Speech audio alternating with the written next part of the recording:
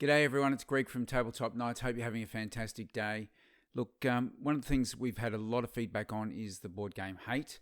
I think it's a fantastic game. I love the artwork. I wish it wasn't Kickstarter exclusive, but I can understand the rationale behind that. Adrian Smith, you're a freak. Your mind is just off the charts with the beautiful designs. They're absolutely fantastic.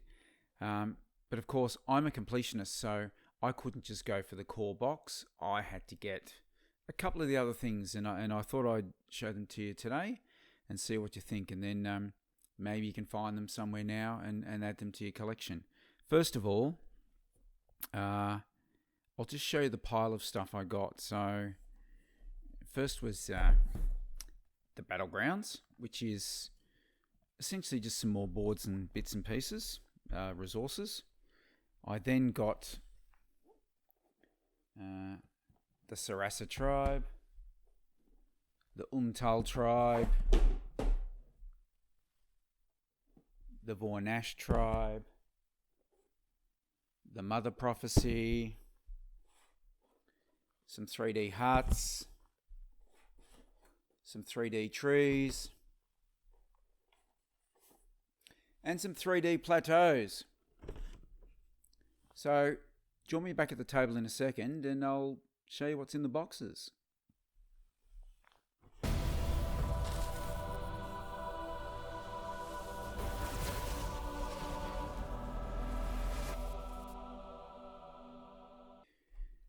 So, confessions first. I have opened all of these because I need to check when I get a Kickstarter that there's nothing broken, because especially if it's something like an exclusive like this, you may not be able to get the parts again. I've had to do this with Simon and other companies in the past where something hasn't quite arrived in perfect shape, but they've always come to the party. So good on you, Simon, and Awaken Realms, and Mythic, and, well, the 400 other companies that I've bought from. So, Battlegrounds of Hate, let's take a look at the box. So you can see from the back here, we have a repeat of the various dashboards, different tokens, more boards, more huts, more everything else. I'll open it up for you. Inside you can see the various punch out boards. There's another full board here. Exactly the same as what comes in the core box. Everything here you'll see is exactly the same. The different dashboards. More of the little bases, flame tokens, savagery tokens, innocent tokens, black dice. Fantastic. So, you know, if you're worried about not having enough sets in the core box, as if, here's an option. I probably won't make much use of this unless I was to sell it on eBay. Sorry, this is not a commercial. All right, so that's the main box. You've seen all that before. What you may not have seen is some of the other tribes. So let's take a look first at the Sarasu Tribe. So the Sarasu Tribe are all these sort of planty type dudes. There's tendrils that they grip you from underneath and all sorts of bits and pieces. So this box has 11 miniatures, 1 extra counter base, 25 cards. So that's 8 tribe cards, 11 figure cards, and 6 upgrade cards. So if we take a look at the inside, I have removed the tape and everything so that we don't get all that crinkle and crackle on the microphone. Now, some of these cards I can't actually show on this channel because there might be some kids watching. Let me just see what I can show. Can't show that one. Can't show that one. Can't show that one. No. So anyway, they're beautifully drawn, fantastic artwork. We have the various character cards, so there's all of those. There's 11. Again, all the tribes are the same as the core base in terms of their capabilities, and then it's the upgrades where things can mix up a bit. So there's character cards there, or tribe cards. Then the various upgrade cards. So now some of you may have noticed that These little upgrade cards seem a bit smoky, a little bit hard to see through. Hopefully most of you know by now that there is actually a protective coating on the back of all these cards, which if you just kind of put it down and scratch with a fingernail, you'll find the corner and then just peel it off. And then they're really nice and transparent. So that's just there to protect them. So make sure you do that with your cards. Don't go and do all 50 or 60 at once. Do it when you're doing your next game and you're doing your upgrades. It's a much more sensible idea. So that's the cards and the base. I do want to open this one up. I won't show you all of them, but again, the sculpts in this game are amazing. The models are fantastic.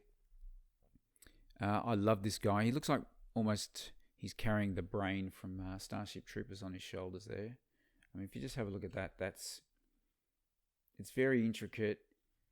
The way the pieces sort of dangle and drag at the back there, quite amazing. Now, if someone can just paint these for me, that would be fantastic. So that's the tribe of Sarasu. Beautiful design. Love this stuff. All right. Next, here's another tribe. This is the tribe of Tull. Well, that's how I pronounce it anyway. Of course, Jethro is the leader of this band. That's Jethro. Okay, it's a bad joke. Anyone under 40 probably doesn't know what I'm talking about. Sorry about that. All right, the Tull. So this one again comes with 6 upgrade cards, 11 character cards, and then the 8 tribe cards. Can we have a look at some of those? Yeah, some of those are okay. A worthy death, rotten meat, foot gangrene? No. Expletive death. I did not miss. Go back to manure. You can see this one. There you go. There you go, kiddies. Pleasant dreams. Alright, so that's all the cards. What's the big dude look like in here? This guy looks a bit like Rhino out of Spider-Man, I reckon. Remember him? Gee, I am showing my age. Is he still around? I wouldn't know. But again, the detail is quite spectacular on all of these minis. Love them, love them, love them. So that's the tribe of Tull. Pop that back in there. Slide it into the ether. Right, Vornash. Now this one is slightly different to the other ones. It actually has some extra tokens in there. So as well as the miniatures, the base, tribe cards, figure cards, and upgrade cards, it has 8 trap tokens. So let's have a look at that. So here's the tokens. I have already punched them. Did I have to punch them? I can't remember. Maybe I didn't. It's been a while. So there's the base. These little trap tokens have lots of different things on the back there. I'll pop them up on the screen for you to have a look at. Most of them, let's see what. 2 of them have no effect. 3 of them reduce defense by 1. And 3 of them KO the figure immediately. So they're pretty good. So that's the tribe of Vornash,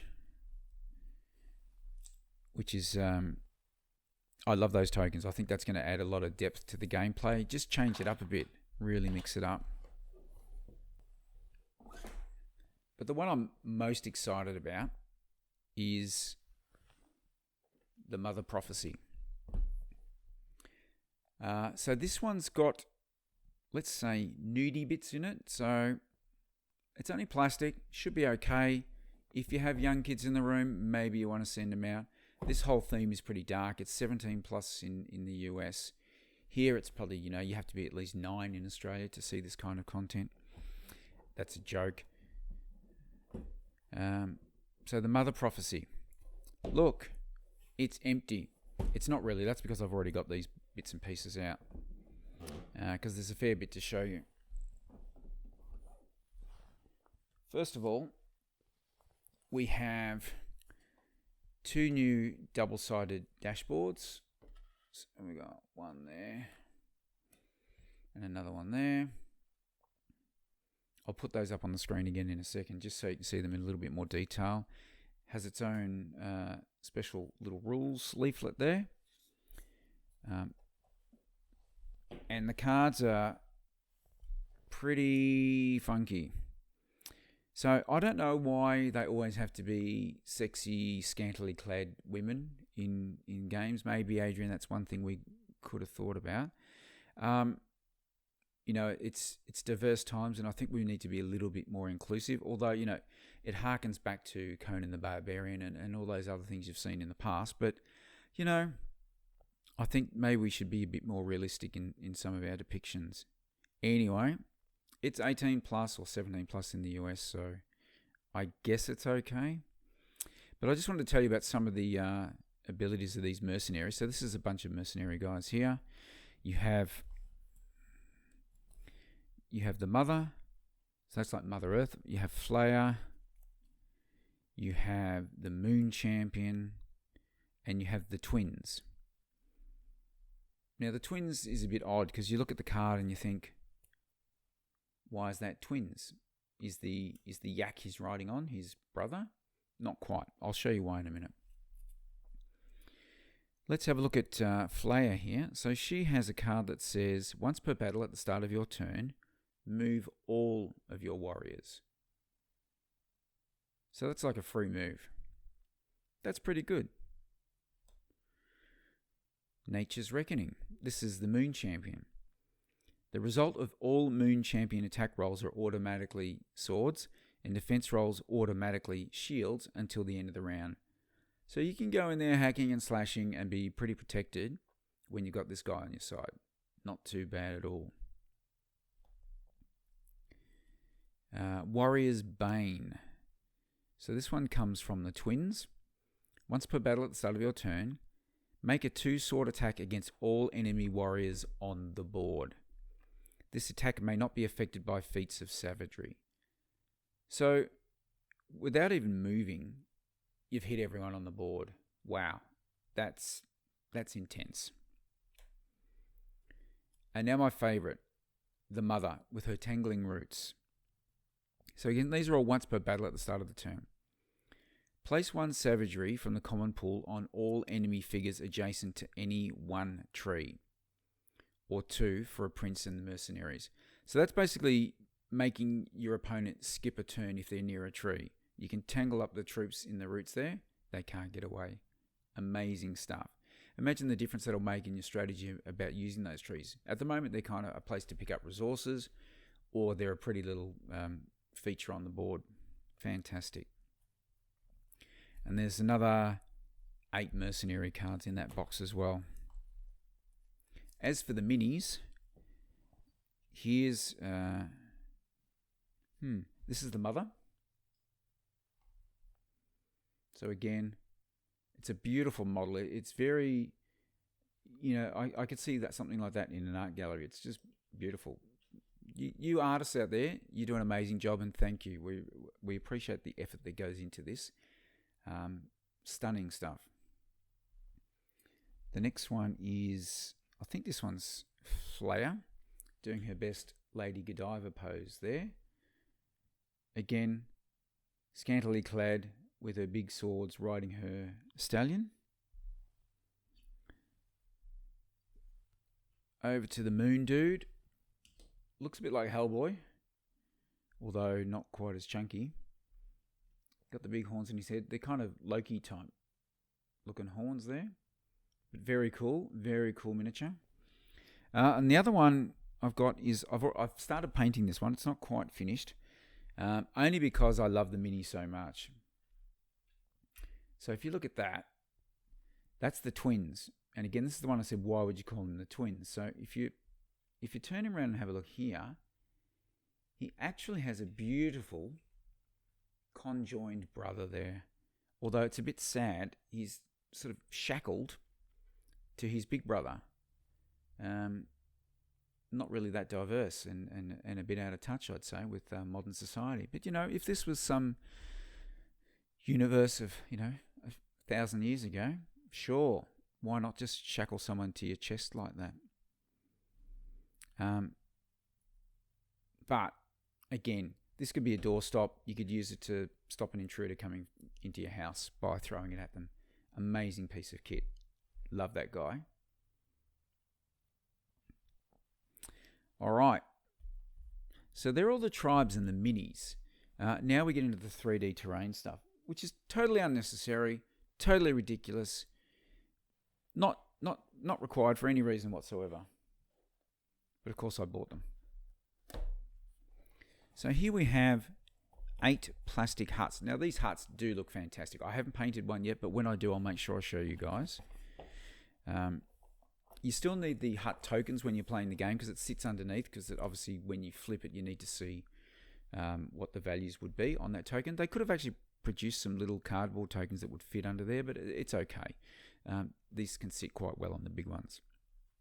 But if you look at that, it's got the beautiful pelts and sort of bone work on the top, bones on the entry there, sort of a little curtained entryway, heaps of detail, this sort of woven branches along the edges there. I think they're fantastic. Really like those, and hopefully Victor and TJ and the guys will want to play with these on their board. If not, I'll make them. So you get 8 of those in the box. I have no idea how much it cost, but you probably can't get them now anyway, so why am I bothering? Next we have, let's do the trees. Everyone needs 3D plastic trees. The good thing about these is you can actually use them in lots of different scenarios. If you just want to dress up a tabletop game that you're playing, chuck these in. They're all the same, it's just the one model. But as you can see, they're quite funky. Look nice next to your hut if you're doing a bit of landscaping. Here, have another. Really cool, and they sort of fit. They've got a cross shape there like that, so that when they fit on the board you can still fit your resources around the outside. So they're a great treat, and they look fantastic again on the board. Last but not least is a ridiculous expense that no one needs, and that's the 3D Plateaus. So here's the Plateaus. You can see from the back there, it tells you how to reassemble it. Wow, it's like a puzzle. Fantastic. So when you open this up, you'll see all of these, and these match exactly what comes in the game as cardboard items. So when you put them down on the board, you fit them into the appropriate shape, and then of course you can have a second layer or even a third if the scenario requires it. Now you might go, that's ridiculous, what a waste of time, what an expense you don't need. I'll tell you what, when you're actually playing the game and you can see that elevation change, it's so much more intuitive when you're adding your +1s, etc., or your -1s for being lower or higher. So I think they're a great idea. I really enjoy playing with those and with the huts. I think, the flat board, I mean, at the moment I'm learning how to play Heroes of Black Reach, and I go, gee, I wish this was 3D. The tokens, of course, is very useful. It's how you play the game. It's very informative, but it's not that attractive on the table when it's a flat piece. This game just screams out for this because the minis are so good. So what I'm going to do is I'm going to set up the scenario 1 with the standard way and then with the 3D stuff, and you can make up your own mind. We'll be back in a minute. So here we have the table set back up again with the 2 different battlegrounds, the 2D and the 3-dimensional one. You can see it's quite a spectacular difference. I suppose the joy of the 3D one is it also helps with the rules. You know where the trees are. You know that the huts can't be walked on top of. You know that your die rolls will be impacted by the terrain height. In some cases it's not as obvious. So look, you don't need it for the rules, but I'll tell you what, if you want to go clip-clopping through the sunshine with your conjoined twin chained to your chest on a beautiful summer's day, then this is the board to do it on. So that's Hate with all the add-ons. Looks fantastic on the table. I hope you enjoyed that little video. If you did, give us a sub, give us a wave, say hi. buy some merch, have a cup of tea. I don't really care. Keep watching. We love your comments and we love your company. And we'll see you on Tabletop Nights soon. Cheers.